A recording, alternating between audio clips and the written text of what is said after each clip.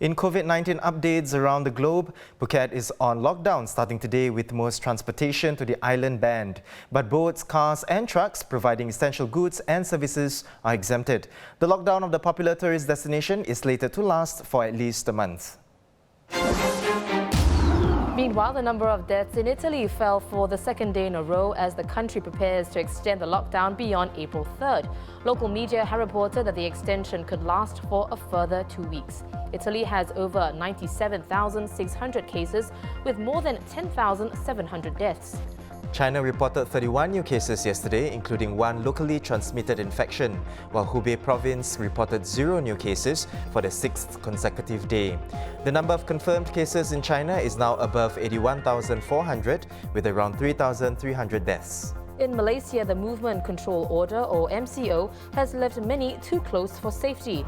Hundreds of thousands live in low-cost public housing, where some units, typically less than 60 square meters in size, have over a dozen people piled into them. Malaysia is in its 13th day of the order today, which will last until April 14th. The country has close to 2,500 confirmed cases and 35 deaths. Joining us now in the studio is Malaysia Bureau Chief Shannon Teoh. Hi Shannon. Shannon, if you could give us an update on how Malaysians are dealing with the MCO. How have the authorities enforced the order? Well, apparently not dealing very well given the number of arrests that we have. We just got updated that on Sunday we had over 800 arrests. That's more than the number of infections that we're getting. So there are more people in jail than in the hospitals at this point. But how are Malaysians dealing with it? Now, the government has said that compliance is about 95% or so. So most Malaysians are staying at home. They are following the instructions. But there are still some people who just can't seem to abide by the regulations of the MCO. You hear stories of a house party in Johor with 30 people in it. People still going out to the fields to play football. People jogging around in their neighborhoods. Now, many were given warnings, they refused to heed them. And so, well, the police have had to arrest people. And, talking about the MCO as well, Shannon, if you could also share with us, in your article, you talked about the situation in the cramped, low-cost public housing units. How is the situation? How bad is the situation are we talking about? Is the Malaysia government doing anything to help them? Well, just to be clear, all the welfare programs that are normally in place across the year are still there. So they're still getting whatever aid that they're getting. This, I'm talking about those who are living in poverty. Right now, we're seeing an image of foreign workers as well. Now, they're probably the hardest hit. A lot of them stay in shop lots. Think of them as being about the size of a two-room HDB flat. But we're talking about maybe 9, even more than that in those flats. So they're very cramped together. And what they fear is that if one of them catches it somehow, if they're out buying groceries or any other way of doing it, everyone's going to get it because it's so densely packed in. And you get the same situation in the low-cost government housing as well. Now, you get up to 20 floors, 20 units a floor. They're about the size of maybe 3-bedroom HDB flats.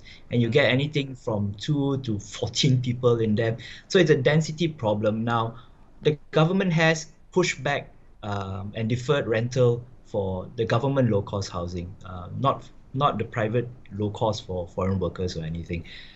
But it doesn't take care of the health question. Now, we don't know how many people going in and out of these low-cost flats might actually have a fever. There's no screening before they enter the building, whereas if you were talking about private housing with condominiums and stuff like that, there is at least some level of restrictions or checks that the management can put in. You don't get that at low-cost housing. So it's a health hazard more than anything. Now, Shannon, I just want to touch on the economic aspect of or even the impact of such a stay-home order or even an MCO situation. How does it impact the country economically as well? Well, you may have heard that last week we launched a 250 billion ringgit stimulus package. Now, out of that amount, only 22 billion was in direct spending from the government for this coming crisis, right? So out of that, you get a lot of cash going to welfare, to Malaysia's poorest, even to some of the middle-income families. But you only got a bit for employers, right? You get a wage subsidy of only 600 ringgit per employee. Now, that's a lot less than what Singapore has rolled out. One opposition MP compared Singapore's ratio, which was a lot more towards job security rather than welfare, whereas in Malaysia, it was a lot more towards welfare than job security. Now, in the short term, the government used a hypothetical makcik kia as getting 4,200 ringgit during this MCO period or up to the end of May. We're not sure how long this is going to last. And also a deferment of various financial liabilities of also more than 4,000 ringgit. But what happens after this whole thing is over? Will the makcik kias of Malaysia still have jobs? Because a lot of SMEs are saying, I've still got to pay rental, I've still got to pay bills. I've now got to pay salaries as well, and all the government is doing is giving me 600 ringgit per employee. A lot of them are going to go deeper and deeper into losses and debt, and they're crying out for more help. They've got a good point. A lot of economists are coming along on their side and saying that it's no point kind of making sure people don't go hungry for the next 2 months. That's important, but what if they don't have jobs at the end of it? What if some people are estimating half of the SMEs are going to close down, you're going to lose 4 million jobs. How can an economy where the labor force is 16 million, you lose a quarter of your jobs? How can that recover in the long run? So there's a lot of focus now on how to save jobs, not just how to feed people. Yeah, so Shannon, on that note, is there anything more that can be done? And if so, what more can be done to help Malaysia and Malaysians?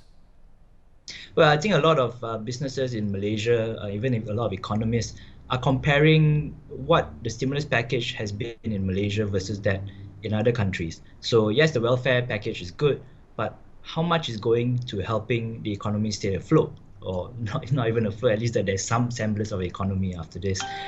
So talk of bigger wage subsidies, even up to 50% of wages. I understand in Singapore, it can go up to as high as 75%.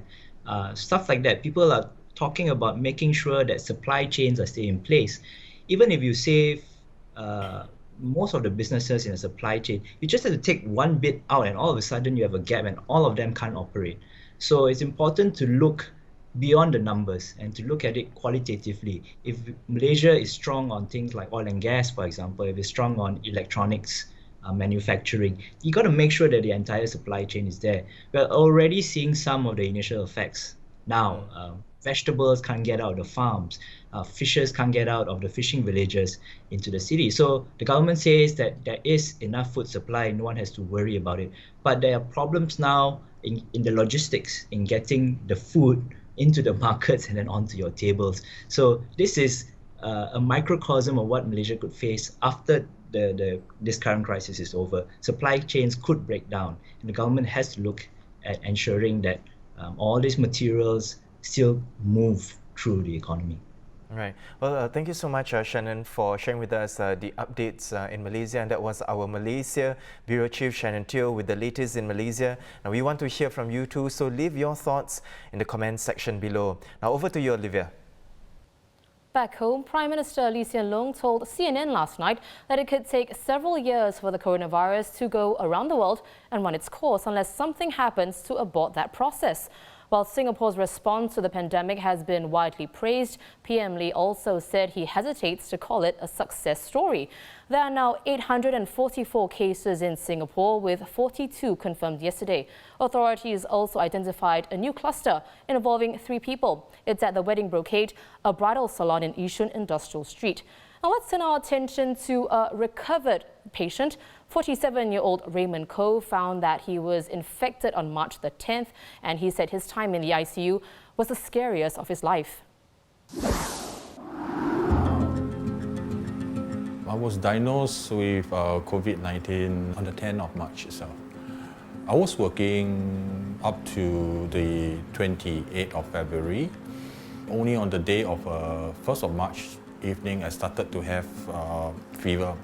And because my fever has been persistent for almost 7 days, I had suspicious of dengue. COVID has never passed my mind in the first place.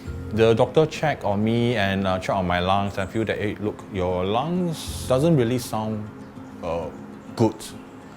So it says that, okay, to play safe, I'll call for ambulance.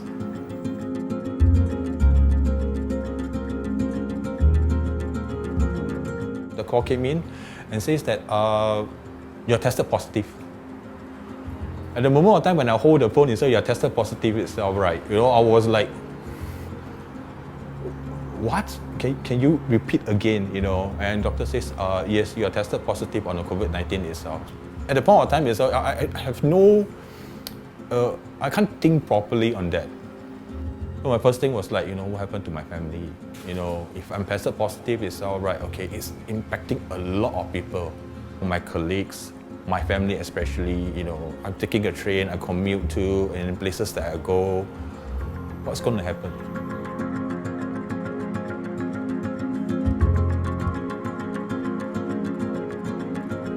After the intubation, the night itself was to me, the most terrible night. It's practically, pain and, restless. And you do not know what to do. Your mind my mind keep having a lot of flash. What's going to happen to my family, if I'm quarantined, and what's going to happen to them if I were to, really gone.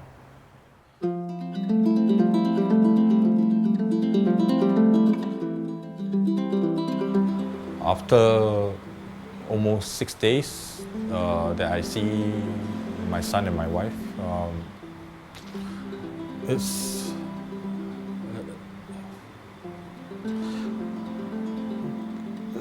very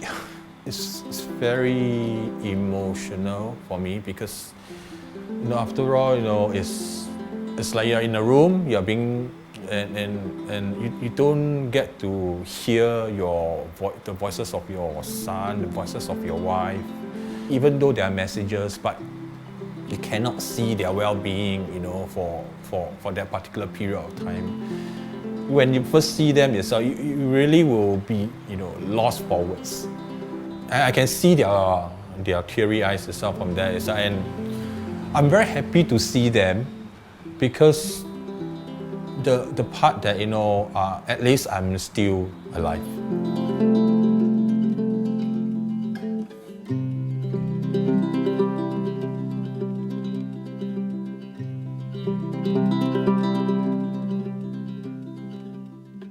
After that ordeal itself, right, the first thing I actually wanted to do is that, I really want to continue to start to do running. You need to strengthen your body, the immune system itself. The other thing, of course, which is the more important ones, is that, I want to spend more time, with my family. Whether or not it's a COVID, whether or not it's any other major illness, the important thing is people to stand by the family itself.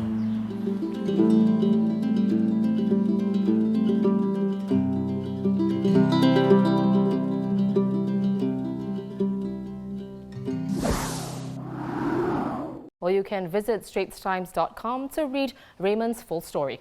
Those are our top stories for today. I'm Haryanto Diman with Olivia Koeh. Join us tomorrow for more stories on The Big Story.